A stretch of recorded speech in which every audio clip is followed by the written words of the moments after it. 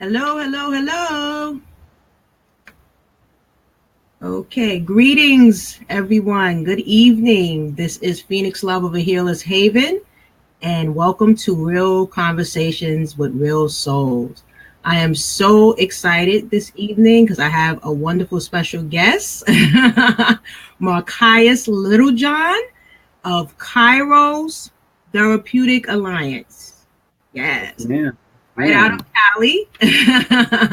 So I am going to, just before I get into just telling you a little bit about Markias, just want to take a few minutes while we wait for people to jump on. I see we have one viewer already.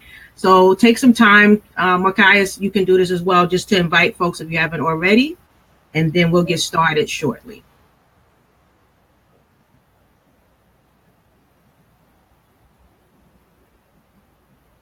Hello, and while we wait for people to jump on. I see we have one viewer already. So okay.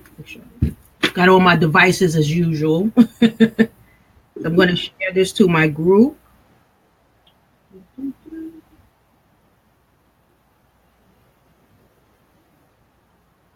Welcome, welcome. Just taking a few minutes just to give people an opportunity to jump on. Please, please, please feel free to share out this broadcast. There's going to be some really great information.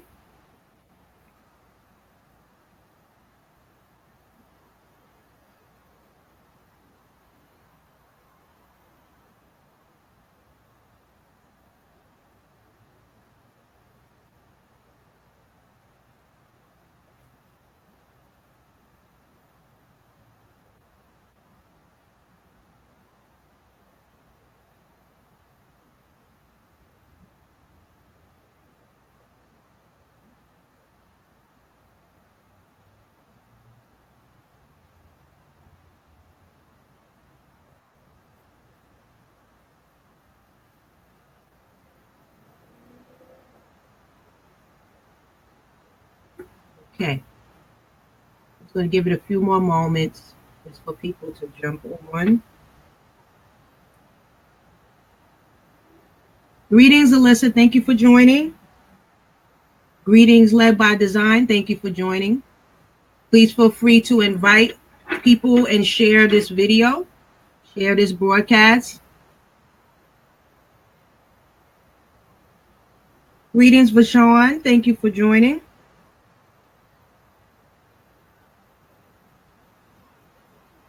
Okay. So before I get into, I'm going to read a little bit about our guests. Greetings. Thanks, sis, for joining. I just want to remind everyone, because this is going to be a very important topic that we're discussing this evening. The focus is post-incarceration treatment. And what I would like is for everyone, if you have your comments, questions, please post them in the comment section. I will be periodically checking on here as well as on my other device, just to make sure we don't miss any of the questions, because we want to answer your questions. We want to address your questions while we have Markias. So please ask those questions, type them in the comments. And if you are catching this on the replay, just put in #replay, and you can also put in your questions there, and Markias or myself will definitely address them as well. Okay, so let's get right to it. Let me just share a little bit about this phenomenal licensed clinical social worker. Woo! Happy Social Work Month. Like I said, I was going to be celebrating, highlighting both social workers as well as women this month. And I have, of course, one male that was able to join us this month. And you will not be disappointed because, like I said, he is a phenomenal clinician that's doing some amazing work in California, but he also, and I have to ask this, do you offer telehealth as well? Yes, I also do telehealth in Oklahoma. In Oklahoma, okay. So licensed in Oklahoma. So we're gonna let you get into all of that. So let me just read a little bit about you. So Markias LittleJohn is a trusted and licensed clinical social worker, like I mentioned, psychoanalytic therapist, and integrative care mid-level practitioner in the states of California and Oklahoma. He has been featured in the Huffington Post as one of the 15 Black male therapists you should know. He is known as the intentional therapist, tackling the tough conversations at the intersectionality of race and culture, incarceration, mental and physical health. And as a dynamic speaker, he captivates, inspires, and educates his audience. Markias is also, like I mentioned, the founder and owner of Kairos Therapeutic Alliance. And he also has a blog called Kairos Korner. Welcome. Thank you so much, Markias, for taking your time out this evening to be with us. And, let's get right to it.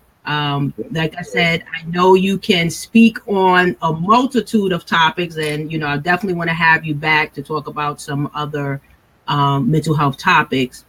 But I just wanted to continue the conversation that I've started about trauma, and more specifically, because I know you work with the population of both, I believe, male and female that are incarcerated, but really also talking about, yes, that bridge. Them getting treatment in while they're incarcerated, but also where we want to highlight post-incarcerated treatment. They're we integrating back into the community, which I can speak a little bit to that because that's the work that I was doing as a director of discharge planning and community reintegration for the Office of Mental Health.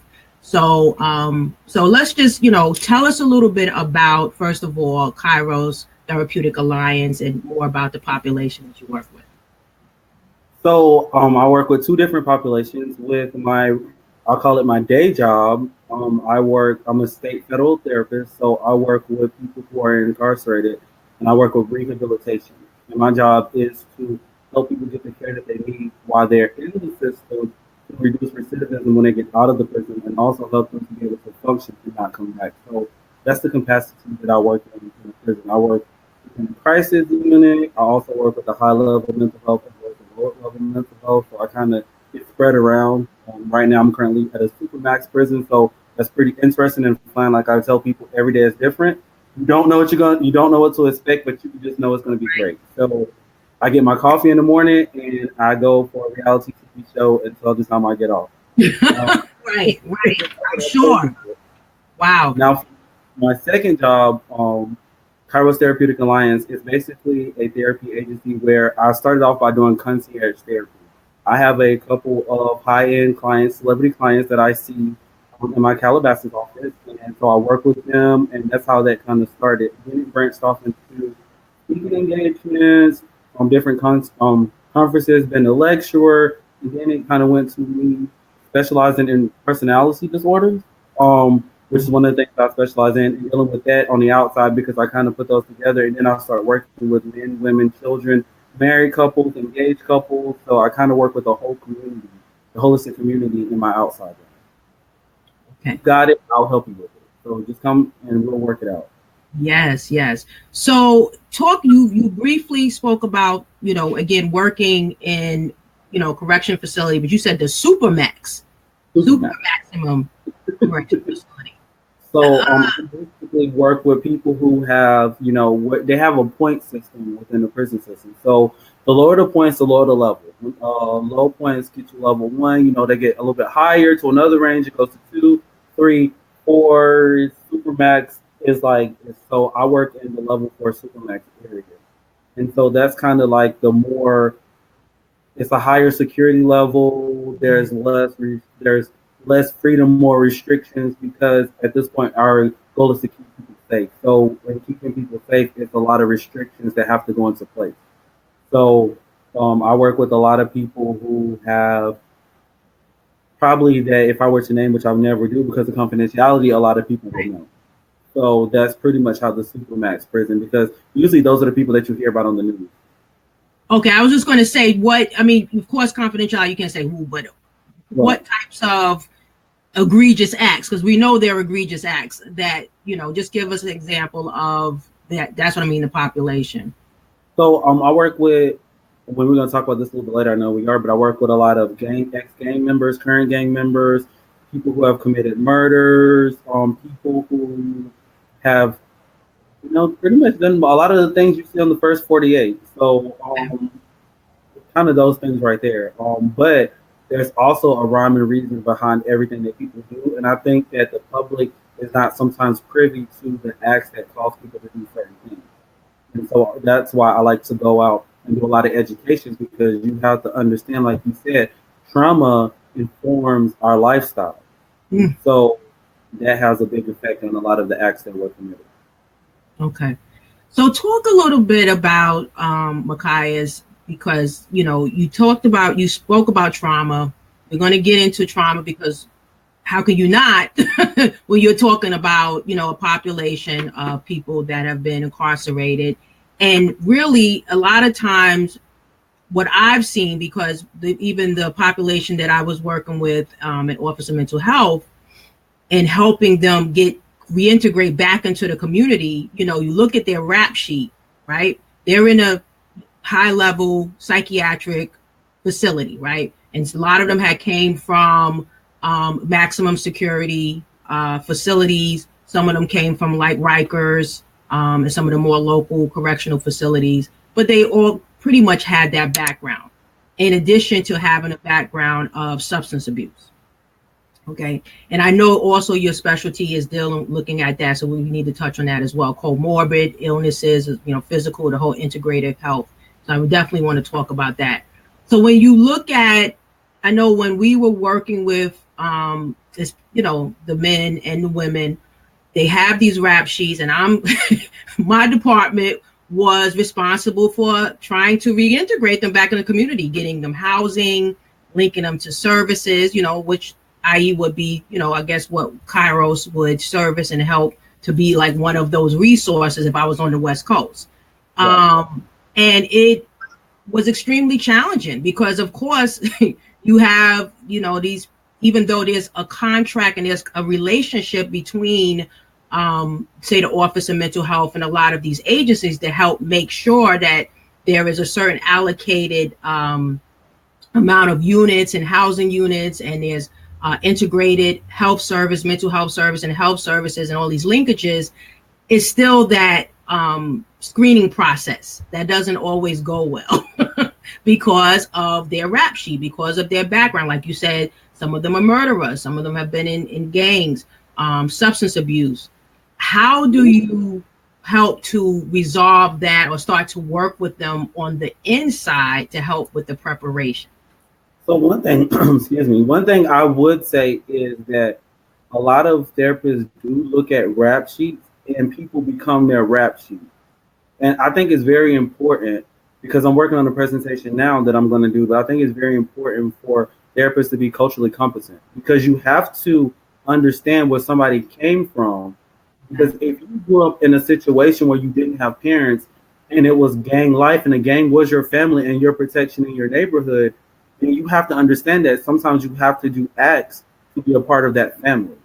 And so behind it is the trauma of a child that never had any parents or anybody to look out for them, and that was their only protection. So it's not just a rap sheet. It's, you have to, as a therapist, figure out the story behind the rap sheet. Because for most people, violence is not the first emotion or first thing they go to. Violence is something that's learned, that is a protective factor, that we like to call it, or a survival skill due to some trauma that they have experienced early in life. So I think that's the first thing therapists should do. Now, as for me, I always tell my patients when I see them in the prison, like, I'm going to do a psychosocial evaluation with you. I'm going to get all up in your business. You're probably going to feel uncomfortable in the first 5 minutes, and it's totally okay, because I'm uncomfortable probably asking the questions, but I'm still going to do it anyway. They laugh. And then the thing about it is I let them tell their story. And then when I start hearing irrational thoughts or stuff that they try to rationalize in their mind, I call it out. And that's how we start getting them ready, because you have to be able to challenge irrational thoughts as a therapist. You can't be afraid. But you also have to be willing to learn that person's story and where they came from to understand them more, to look at the holistic picture of it, which is one of the best parts of being a social worker, is because we learn how to look at the whole picture and not just a sheet. So I can talk to you. I don't have to pull out nothing against any other profession in the therapy community, but I don't have to pull out a No, I mean, I'm okay because I work with a lot of different people. No, I'm joking with you, but you know, people are sensitive. So I don't have to necessarily pull out a test and ask people questions off of the test. I look at, as a psychoanalytic therapist, I look at what you're saying, what you're not saying, your body language when you're telling me certain stuff, because that lets me know where I need to go ask more questions. And then once I get to know you, and I've had a lot of sessions, and my friends that are on here that work in the prison system also always laugh, because usually one time a day I'll have one man that'll cry in my session, one time a day. And these be like the hardest men in the whole world that you would never expect, and they cry because I give them permission to feel, and their whole life they've never been given permission to really feel and be vulnerable. And so what I want to do is create that space where they learn how to deal with the emotions. You learn how to be vulnerable. Or if you get angry, because I have people that get angry at me. Because when I'm calling you out on your stuff and you don't have anywhere else to run to, sometimes you lash out in anger. And my thing about it is, my job is to teach you how to deal with that anger. Is it okay to have thoughts of being angry? It is totally okay. Like I tell them, I get angry every day. Sometimes I get angry with my boss. However, I can control my actions, and that's what I want to teach you. I want to teach you how to control anger, and I want you to challenge anger and say, is this vulnerability? What am I feeling to create this anger? Because anger is an easy go-to emotion, but what is the emotion that's driving the anger? And that's what I try to teach them for the most part. Excellent. And you touched on such a key important part, especially when we're talking about men, that opportunity to be vulnerable, that opportunity to just show the emotions and to feel comfortable enough to open up. Because like you said, you're talking about, you know, someone that may have been in a gang all their life, or they may have, you know, did some, you know, egregious act.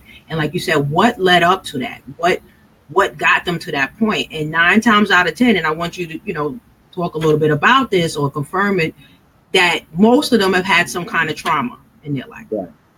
Right. I will say, in working where I am now and all the previous facilities I worked at in my years of therapy in the prison system, I have said that probably 65 to 70% of the men that I've worked with have been sexually abused and never been able to talk about it, whether it's male or female abuse. And one of the things I want to touch on is, like, one of the questions I ask now is, when you had sex, how old were you? When the first time you had sex, how old were you? So some people say 11, 12, 13, 14, 15. And I'm like, okay, cool. And how old was the person that you had sex with is a question that I ask now. And they will say, well, that person was 22. If you're 11 and that person is 22, if you're 13 and that person is 23, whether it's a woman or a male, that causes a problem. Because at that age, you're not able to handle sexuality as well as a 22-year-old. So if that's your first sexual experience, and say your homies gifted you a prostitute for your 13th birthday, and now that's how you see sex, sometimes you don't treat women with the utmost respect, and you don't see sex as an emotional experience. It's more of a physical act, because the first time you had it was a physical experience and not an emotional experience, and sex is physical and emotional. So that's one of the things that I kind of look at a lot with my people. Other trauma, they've had abusive parents, they've had parents that hadn't been there. So basically, or they had parents that were addicted. And I know when at one of the conferences we went to together, I talked about ACEs, which is adverse childhood experiences, and how those experiences form the world that you live in for the rest of your life until you deal with it. Because if I grew up in a situation with a parent that had maybe a mental health disorder, a substance abuse disorder, or addiction or dependency, I have to always be on 100, because I don't know when that parent is going to come home under the influence and want to lash out at me, beat me, mistreat me, scream and holler at me. So I'm always on 100, because I have to live in an environment that's kind of like a war zone, which i.e. creates anxiety. And if it's prolonged for a long period of time, and it is like a war zone, I always tell people it furthers into PTSD. And a lot of these people have grew up in a war situation at home. And so if you grew up in a war situation at home, gang life is not that much different, because that's normal to you. When dysfunction becomes your normal, that's what we have to work on. And a lot of them have been raised in dysfunction, and dysfunction was their normal, and they never been taught how to do it the right way.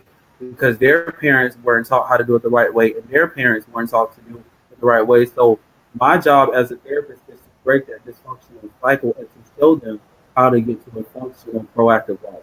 If that makes sense. So Yes. that's how I started, and we're not trying to preach, so I'm gonna back off a little bit, but that's how I go into the system. I go into the system. I don't sometimes see these strong, tatted up men that have this that walk into my office like this sometimes, like "Rrr, rrr, rrr." Like I see sometimes little boys that have been abused and hurt that haven't ever had anybody tell them that they were sorry for the experiences that they had, and it's okay to feel, it's okay to be mad at people in a positive way. Like, and what I mean by that is don't lash out. Like, say I am angry because you did this to me, and have somebody listen to you. So for the I would say for the first probably 10 sessions that I'm with people, I listen to them. And when you give somebody permission to feel and say, I'm sorry that this happened to you, that you were brought up this way, it wasn't your fault, you were a child, people are supposed to protect you, and you see this big armor fall off of these men, and you see the little boys, and that's when the healing, when they start crying, that's when the healing can start. Yes, healing that child within. Right. And that's so important. I think I did a live. I think I need to kind of rebirth that live. I did a live like last year sometime about healing the child within, and I think I need to bring it back up because we are having these conversations around trauma is coming up. It's more prevalent now. And we need to, especially when we talk about men, especially when we talk about men of color and Black men, because that's not something we're taught, right? That's not something that's taught in the home, to share your feelings, to, talk about whatever's going on with you. And like you said, a lot of times, most of the time as therapists, like you said, the first number of sessions is all about that therapeutic alliance, all about allowing them to share their story. That's why I love narrative therapy. I use that a lot because it gives them an opportunity to really open up, share their story, talk about it without censoring. If they want to curse, if they want to, say what you got to say, whatever obscenities, get it out, be raw with it, as long as you are verbalizing, and then we're helping to give them that language. And that's what I heard you say, which is so, so important, because like you said, no one has taught them this a lot of times. Nobody has shown them, oh, okay, this is okay. Society is saying, especially as a man, you got to buckle it, pull up your bootstraps, suck it up, don't cry, you be a man, and what does that turn into? And that's what we see a lot of that, like you said, with the incarcerations and the crimes and different things that happen because they haven't been taught how to really manage their emotions or even show them for that most part. So I always say this too, and because I don't ever excuse anybody's actions, I understand what helped the situations for the actions to occur. But one thing I always tell my guys is it's just like having a soda bottle, like a 2-liter soda bottle, and you shake it and you shake it. All this trauma is shaking it and shaking it and shaking it and shaking it. And we're not ever dealing with it. We'll just keep shaking it. And then eventually, if you take that top off, what happens? It explodes. And so that's what usually happens in a lot of their situations. And what I explain to them is, what if all this trauma is shaking it up, and when you come in here, we open it up a little bit. We leave, we close it. Next time you come in here, we open it up a little bit. We close. Somewhere by the 20th time, what happens? And they're like, well, you were able to take the lid off without exploding. I'm like, bingo, that's our job. Our job is to get you to the point where you can take the lid off without exploding, and you know, then back out into the community. So yeah, I'm all about that. Right. So what I'm noticing, Markias, I'm actually going to check and see if there's any comments or questions, and I don't see any as of yet. So I just want to see, I see a couple of people have joined, and it's not really showing up on here. So I'm going to look. I see Miss Lavon, thank you for joining. Lucille, thank you for joining. Donna, thank you for joining. And Verdell, thank you for joining. Hopefully I didn't miss anyone, because like I said, it's not showing up here, but I have it on my iPad. So one thing I am noticing, and I don't know if it's something you can adjust on your end, Markias, your audio, it is fading in and out a little bit. Okay. I can hear you, but like I was telling you before, I think it gets a little muffled. So I just wanted to make you aware of that.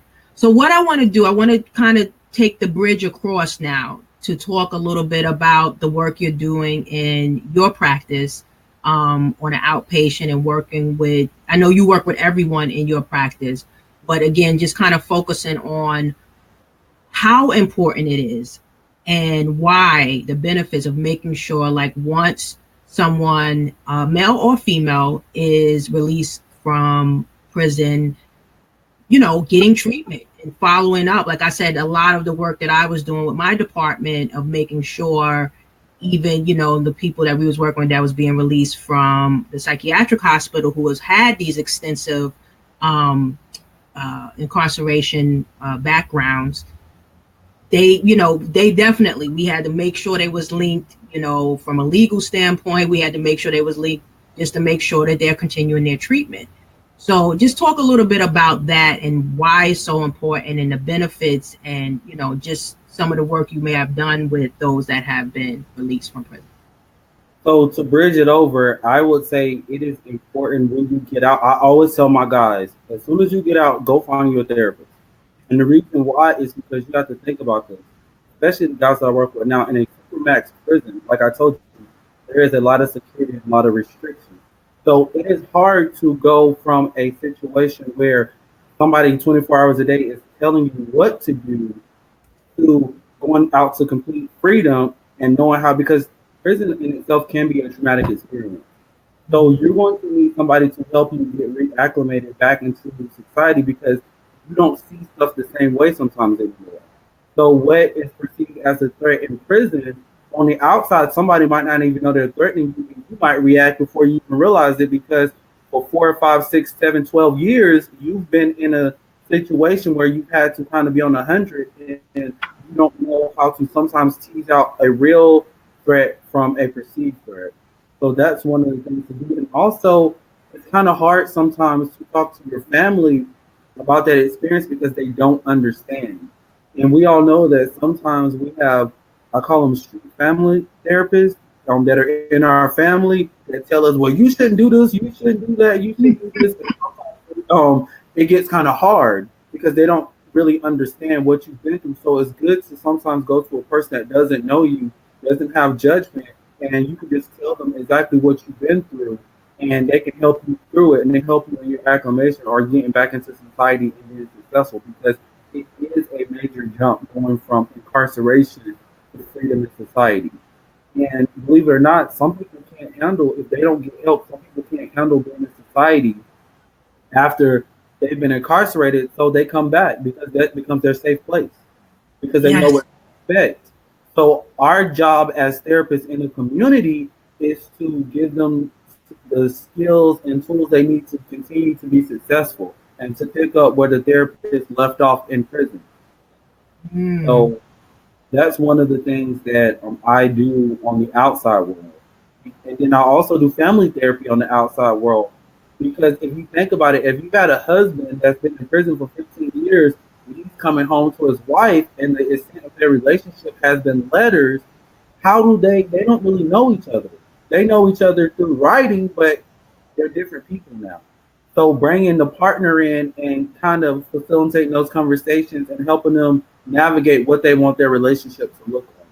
So that's one of the other things. And also teaching them how to be fathers, because a lot of them haven't had fathers, and now they're coming out of prison to a situation where they're having to raise kids, and they don't know how to do it because they've never have had a good example. So also helping them in that field. So those are some of the things that I like to work on the outside with prisoners.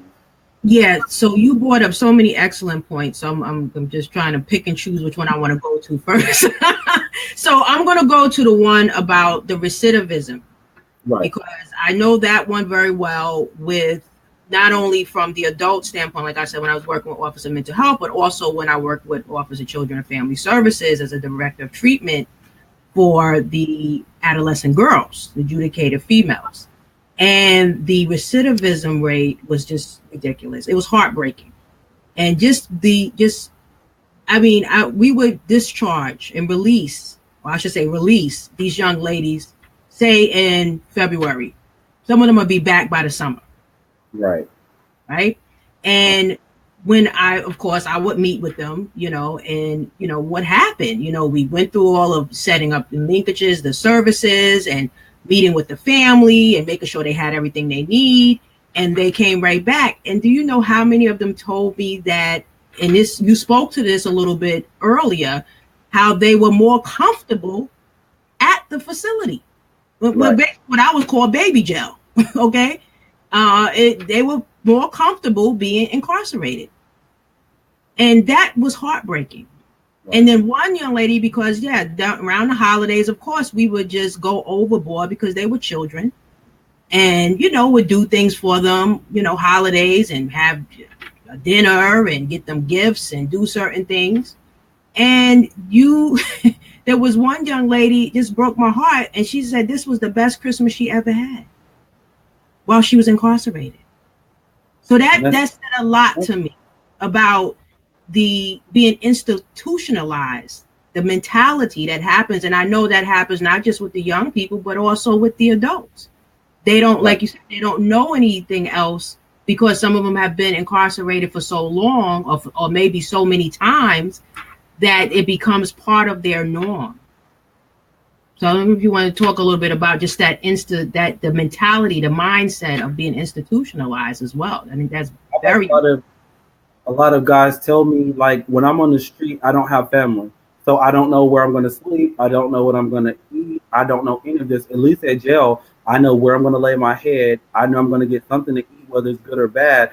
And that's all that I really care about right now. Exactly. That's kind of sad. And then I also look at sometimes when people are, this is how I can tell when somebody is ready to get out and actually change, or if somebody is just telling themselves that they're ready to get out. When people are getting ready to get out, and a lot of therapists that work in the prison system can attest to this, they will start getting in trouble right before it's time for them to start getting out, to kind of prolong it, because they're not ready yet. Yes. And so those are the people that I need to do intense therapy with you, because you're not ready to get out yet. We need to figure out why you're not ready to get out. And I need to set up services or give you resources so when you get out, you're going to be successful. Because we need to figure out what your anxiety is around getting out. And a lot of times is, again, I don't know where I'm going to go. I don't have any family. What am I going to do out there? So that's one of the things that I really, really work on really hard with some of the younger guys who are getting in trouble, so they don't keep coming back. Because, again, if you keep doing it, it becomes your normal, and that's all that you want to do. I want to show you that. And one of the things that I'm working on with my guys right now, with a lot of my guys, I'm doing a program. It's called Are You Existing or Are You Living? And a lot of them are just existing and surviving and not living, because they've never been shown what living truly looks like. And so they think that what they're going through now is all it's ever going to be. So our job as therapists is to show them that there is a life outside of prison, and you can be successful and you can be happy. And you can be more than a rap sheet, because you are not a rap sheet. Those are just words. You paint your own canvas. So become the story that you want to be, and not the story that people make of you. And so that's what a lot of us are working on now. And I've had people who have been in motorcycle gangs, and if you're in a motorcycle gang and you're going back out and you have a drinking problem, that doesn't work out. And we're trying to send them out saying, don't join the motorcycle gang anymore, which was your family, and don't drink anymore, which was your old coping skill, and be successful. Right. And so what I've done, and one of my guys laughed at me, I found Bikers for Jesus. If you want to be a Christian, I'll find you Bikers for Jesus. I give you the headquarters numbers. I'll find you a contact person. Is that a real organization? Bikers for Jesus? Hashtag in California, Bikers for Jesus does exist. I don't really know them. I'm not sponsoring them, but Bikers for Jesus does exist. There's other Muslim groups that have different bikers club, different social organizations that do different things in the community that are bikers groups. So my job is to link you to resources to help you out. I can give you the tools. So you can't ever leave my sessions and say, I don't have the tools to survive. You have the tools at that point, but are you ready to take the tools and use them is another question. So getting out, we just have to kind of pick up on that. It's getting to know your clients when they first get out and linking them to support systems. If they don't have family and they used to be addicted to opioids, then get them into NA. There's an NA in almost every city in America. Like, give them a list of the groups and say, go to this person, go to this group, get you a sponsor, and your sponsor is like a surrogate family. Your group becomes, if it's a closed group, you guys get to know each other. If it's an open group, then you have one person that you get to know and you talk to because that's your sponsor. So I think it's important for us also on the outside to give them tools to be successful. Exactly. And like I said, you mentioned, you're hitting a couple of spots, but what I want to kind of drill down on, and I'm just checking the time, so we have a few more minutes. And what I haven't seen, and I don't know, are you able to see the comments? Because I'm not able to see them. So it's I haven't. I'm looking at my phone. On my phone, I haven't saw any comments. Okay. I just see that episode. So if you have questions, please type them in the comments while we have Markias. Again, a wealth of information. This could be life-saving information. And, even if it's not for you, if it's somebody you know, please share this broadcast, because if it's not, relevant to you or your family or people you know, I'm sure it's relevant to someone. And so share this broadcast, share this information. If you have questions, please type them in the comments. If you're joining the replay, or catching the replay, just put #replay, and you can also type your questions in the comment section, and Markias or myself will definitely answer. I just want to use something really fast, because some people might be nervous. I'm going to use self-disclosure right now. So I'm going to be totally transparent. I myself have had a parent in prison before. I've had brothers and sisters in prison before. So it's not like something that most people don't experience. Everybody knows at least probably one person in their circle of influence that has been in prison before. And we all know when people get out of prison, they're not the same as they were when they went into prison. And it's kind of like somebody who's gone to war and they've come back from war and they're shell shocked, PTSD, and they don't function the same way they used to. You can't stand over them at nighttime. You can't make sudden movements. If you're a wife and your husband is in the bed, you sometimes can't make sudden movements because he reacts before he thinks about it, because he forgets where he is. Or people are maybe come out with a lot of anger. They're just different people. So it is important to share this video, because if you know somebody that has been through the situation, if you share this video, there's at least 10 other people that have also gone through this or are going through this currently that need to hear this. So make sure that you share and support our sister Phoenix Love and her endeavors, because this is a poignant conversation and it is very important. And this is something as Black people we don't talk about. Or also on my other side, Latino people, we don't talk about. So as an Afro-Latino, we don't talk about this. So let's start talking about this. Exactly. Let's have this conversation.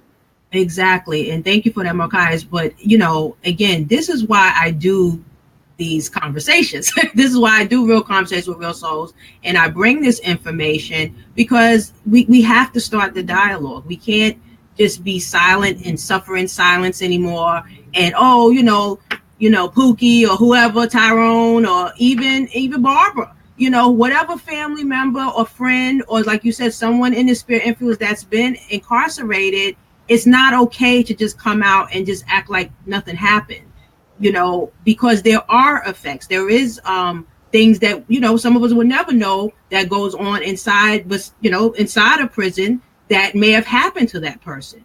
And then they come home and then there's an expectation for them just to, be rehabilitated and just reintegrate back into the community. And we know that's not easy. And this is some of the information that Markias is experienced with, and he's sharing, and even with my experiences and, working in the system, whether it's with youth, incarcerated youth, or even with the adults in the psychiatric hospital, being institutionalized, this is a real situation. And that's a form of trauma on its own. Okay. It's a mindset, and it's a mindset that's not easy to change. So this is why coming out of prison is so critical, just like Markias has been sharing, to get treatment, to get therapy with a licensed professional that is experienced and that's going to be able to help you. That's that licensed professional. I just want to emphasize licensed professional. Trust that. Preferably someone like Markias that has the experience, that has been working with this population for a number of years, that knows how to use evidence-based practice. It's not just sitting there and talking. And so I want to stress this, and I'm going to start emphasizing this more and more, because we have to start healing. You know, we have to start healing as a community. We have to start healing as a people. We have to start healing family members. And that's not going to happen if you're sitting somewhere just staying silent and you know that there's something going on, or you know that there's a family member that needs help, and maybe they just came out of prison, or maybe they've been home for a while, and you're seeing some of those symptoms, anger symptoms or PTSD symptoms like Markias mentioned. And because I'm just going to want you to talk a little bit more about what, you know, some of those symptoms, or some of, you know, someone that may have had some experiences, traumatic experience being in prison, just being there, and what that may look like, and then just a little bit of the help that can be provided. Because I think it's so important to emphasize that. So I keep throwing around the term PTSD. So first of all, post-traumatic stress disorder, I just want to explain what it is first really fast. And it is, in regards to prison, seeing a violent act or having a violent act happen to you, or knowing of somebody that's had a violent act. So in prison, violence happens all the time. So let's just not pretend that that happens. And violence, or seeing somebody stabbed or seeing somebody die in front of you, that is a traumatic experience, because then you get afraid of, what if it happens to me? What if I'm next? And you live your life with these fears. Sometimes you have the flashbacks of being attacked. If you were attacked in prison, if you might have been raped in prison, if you might have saw somebody get killed in front of you, you keep having these flashbacks. You have nightmares. You're always on edge. Like, it affects your mood. You're hypervigilant, which means that you're always, like, if you are asleep, and I'm going to use this analogy again, transparency. I'm from the South. So one of the things that my grandma used to always say, if you were asleep and you can hear a rat piss on cotton, then something is wrong, because you shouldn't be that hypervigilant.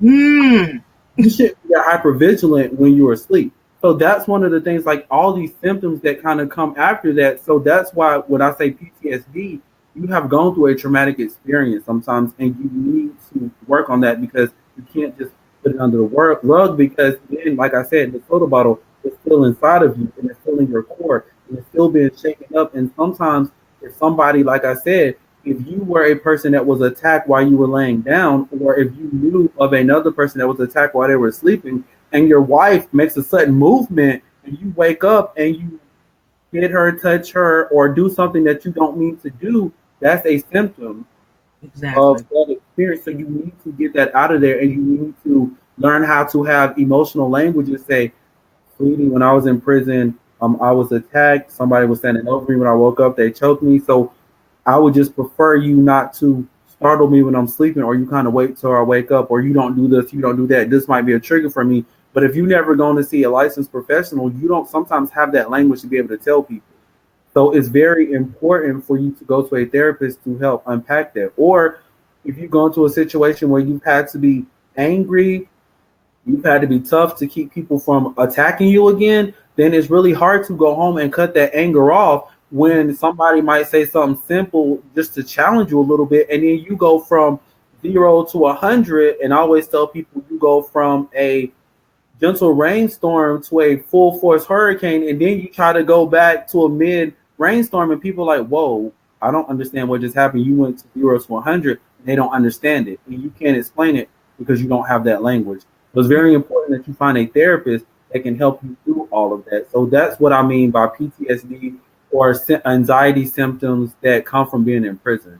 And a lot of times anxiety can affect your mood. They are comorbid bed partners is what I call them, because sometimes people feel ashamed that they're having these symptoms, anxiety symptoms, PTSD symptoms, and it affects their mood, and they feel depressed about it, or they feel irritable. And then, so therefore depression kind of creeps in, and other mood disorders creep in. So then you are dealing with anxiety, depression, you can't talk to anybody, you have all these feelings on the inside, you're confused, and you just lash out at people. So come to us, help us, let us help you by going into your brain, help you with your thoughts, help you with your emotions and feelings, so you can learn how to feel and express yourself without going 0 to 100. Right, because what you don't want is for, like you said, those symptoms present themselves, you're not getting any help, and then it starts to become like a domino effect, because it creates other problems. Like, what I love that you brought up earlier is that you also meet with the family members. because that's a whole nother piece of this that we can just do a whole live on that alone. Just how are the family members wrapping their mind around that? Okay, now, this family member that's been gone for 15 years or whatever the amount of time it's been is coming back home now, and they have done this egregious act. And sometimes the egregious act may have been with the family or in the home. So, what you don't want is that you don't have that support. You don't have, like you said, the language. You don't have the tools and the resources on what to do once you're back home. And then the family members don't know what to do with you, how to interact. Do they got to walk around on eggshells? Does it turn into because the anger and maybe some of the PTSD symptoms, does it turn into a domestic violence situation because, you don't know how to manage the emotions? So those are the things, those are just the short list of the reasons why, but to me, the most important reasons why, to make sure that, you get treatment, upon discharge or upon release from prison or incarceration. And again, that bridge is so important. Like what Markias does is actually working with them while they're in prison, and also, and I'm assuming there's some communication with the family on the inside as well, just some preparation. So there is a bridge of communication that happens, prior to release and then post-release. So and I would as like a psychoeducation, because I want to do this really fast, because I know there's might be therapists that's going to watch this replay later. And one of the things I like to do is explain why as LCSW we do a lot of things we kind of do the process. When I work with the family, I use the family systems theory. And the reason why is because you can't take a person out of a family that they've always been in and change them and put them in a high pressure situation and put them back into the family and expect everything to run smoothly. Because systems don't work that way. And also, second, like if you look at the chaos theory, first of all, I'm a nerd, so I'm just gonna go ahead and put that out there. I'm a nerd. And I'm okay with it. My friends call me Peter Parker, so everybody who knows what Peter Parker is. I'm just laughing, Markias, because I had one of my other colleagues on Monday, and she said the same thing. She said to say, I'm such a nerd. I said, I think a lot of, us, clinical people, we have to be. We are. We love it. There's a math theory called the chaos theory, yes, aka the butterfly effect. And I don't know if anybody's ever saw the movie, but the butterfly effect movie explains the chaos theory, aka the butterfly theory. And it says that if you have one problem and you add one negative in that problem, it changes the whole problem. And then for people who are not math people, it says that a butterfly on one side of the world can flap its wing too many times and cause a typhoon on the other side of the world. And basically what they're saying is you can't change one part of a family system and try to put it back together and expect it to be the same, because one negative changes the whole problem. So you have to get that family together and teach the family their roles, because people's roles change when different events happen. Whether it's death, whether it's death is a negative event, marriage is a positive event. But I don't know if people have ever been married before, but when you get married, it changes a lot of different things, because you're not one person anymore. You're two people. You have to learn how to get two needs in one situation without trying to kill each other or getting mad at each other. And that is not always easy. So that's why I always tell people, when you're newly married, right before you get married, it's important to go to therapy, because two whole people are coming together to make a whole marriage. And if those two whole people are not whole people, then two half people are coming to a marriage, and it's not going to be a whole situation. It's going to be a half mess. So it's really important, right, that with any family systems where there's any change in the family, whether you have problems or not, it's okay for a family to go get a family tune-up and just go have a session with the therapist just to make sure everything is going good and everybody needs to get met. There's good communication. But it's definitely important if somebody's been to prison and they're coming home and trying to reintegrate into the family, that the family goes to therapy and learn how to work with each other. Yes. Excellent. Thank you for bringing up that point in that analogy, because, you want to try to normalize things. Absolutely. But like you said, Markias, it's not a situation where it's just automatically going to happen, especially if you don't have an objective person that's going to be able to help you along that process. It is a process. It is a process that takes time. And we know, I'm just going to say this. Yes, we thank God we have clinicians like yourself that are in a lot of the prisons and that are working with, the inmates so that there's some sort of rehabilitation. And I'm saying that. But we know a lot of times prisons the correctional system was not set up and designed to really rehabilitate. And this is where there was a whole movement to make sure that you had licensed professionals, mental health professionals in the prisons to be able to help facilitate that process better. Because I'm going to give a quick shout out really fast. I just want to say that I am very fortunate in the fact of, for the first time ever, I work in a team of therapists. Like, we have our own little cluster. Ms. Bernard, Ms. Thomas, Dr. Spicer, like, we're all together and we actively care about our patients. And so much so that other people have noticed that we care about our patients, and our patients are having phenomenal changes. So like you said, it's not always, sometimes people are there for a paycheck. In any situation or any job, you will have people that are there for a paycheck. But it's important that you don't just come for a paycheck, because I'm passionate about mental health. And I think if you're passionate about mental health, then it's exemplified in your job. And I am fortunate to have a team of people who are just like me, and we're like, bare minimum is not okay. You are going to get rehabilitated before you leave this prison, and you're going to be successful, and we're going to give you all the tools, and we're going to fight with you. Like, one of the things I love to use, and a lot of people look at me and they're like, are you sure you want to do this? I use confrontational therapy, confrontational interviewing. Like, if you were in my office and you're telling me some stuff, like, I'm famous because all my patients will laugh at me. I'm famous for saying, did you even believe what you just told me? Because it sounded really great. And I challenge that because it's important for therapists to care enough to call stuff out and not be afraid of somebody's rap sheet and see the real person that's in front of them. Absolutely. So my team has no problem. If we feel like you are not telling us the truth, it's important that we call it out and teach you how to really process things and really deal with it before you get out. Because you can't have Timmy, we call him Timmy Terrible, in jail and then expect him to get out and be Felix Feel Good. That doesn't work. You have to teach him the skills, yes, to be able to function, and that is using confrontational interviewing and calling people out on their stuff and holding them accountable.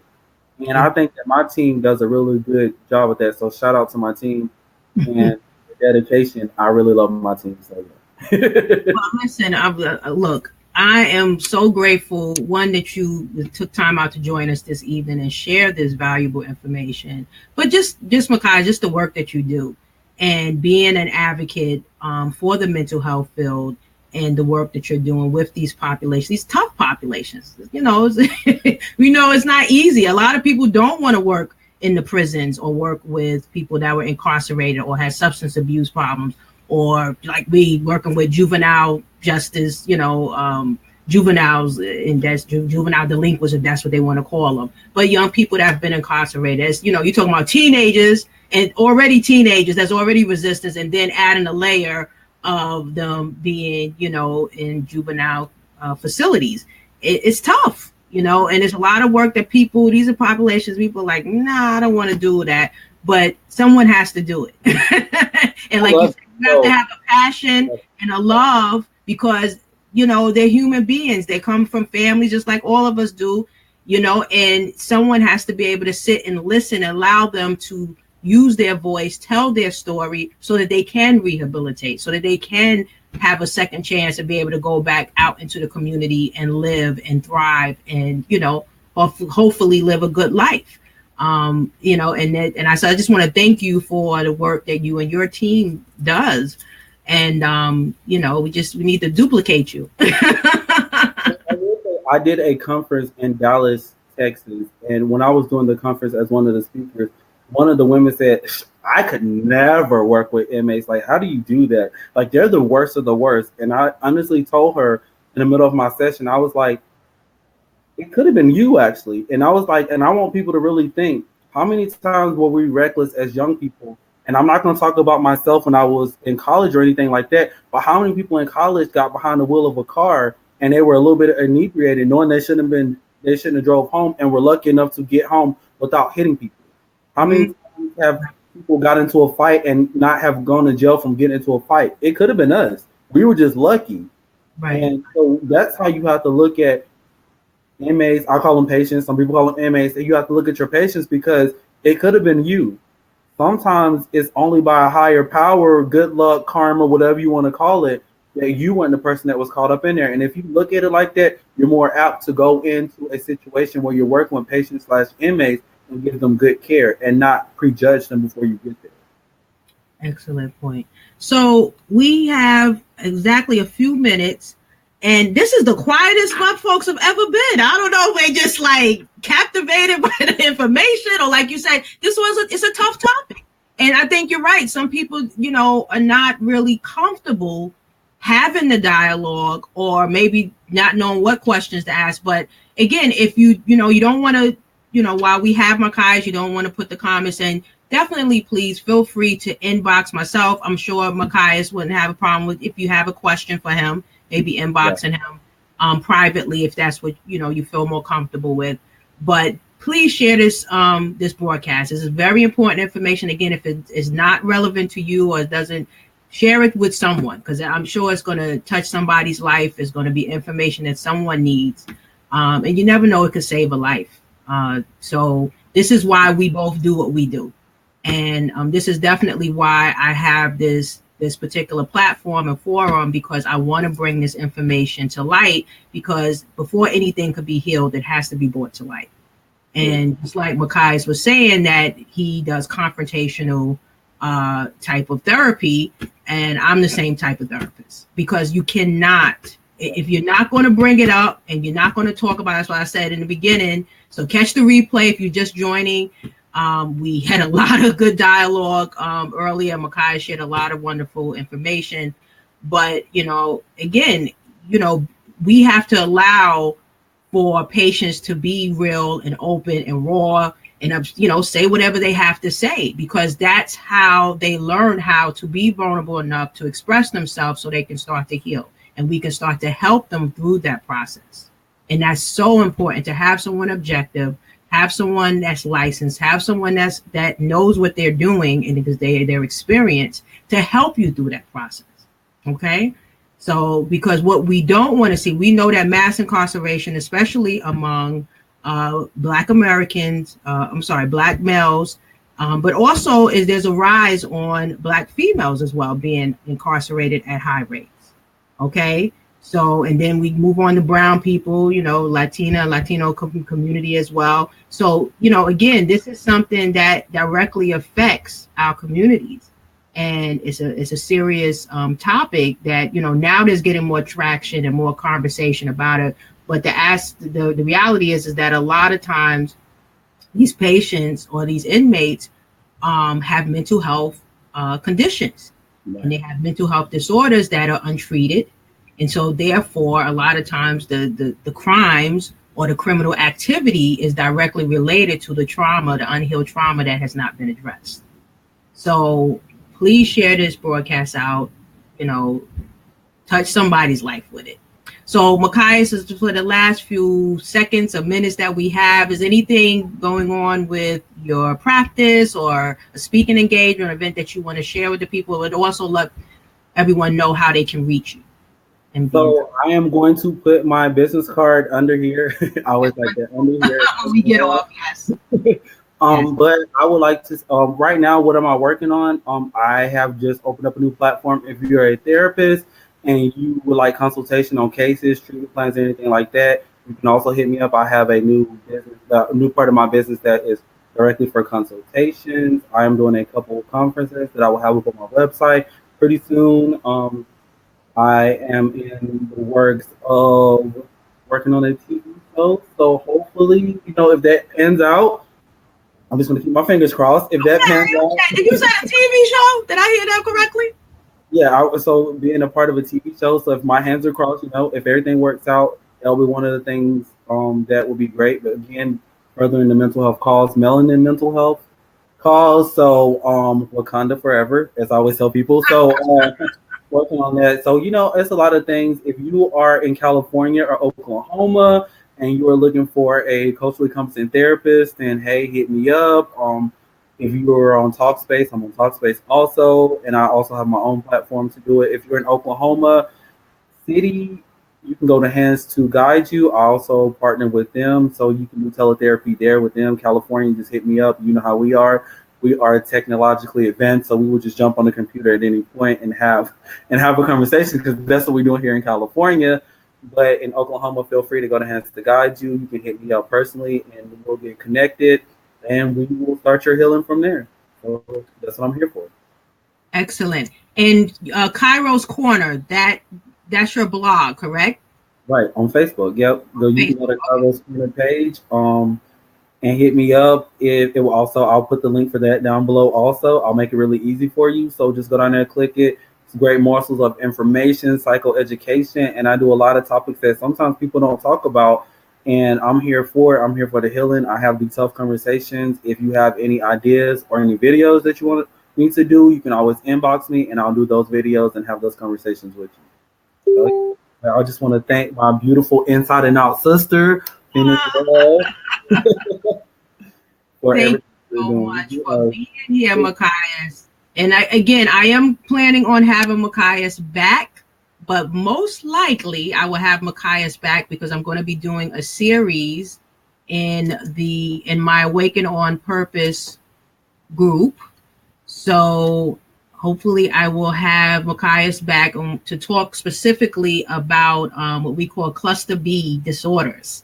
And he is an expert on personality disorders, and he really breaks it down.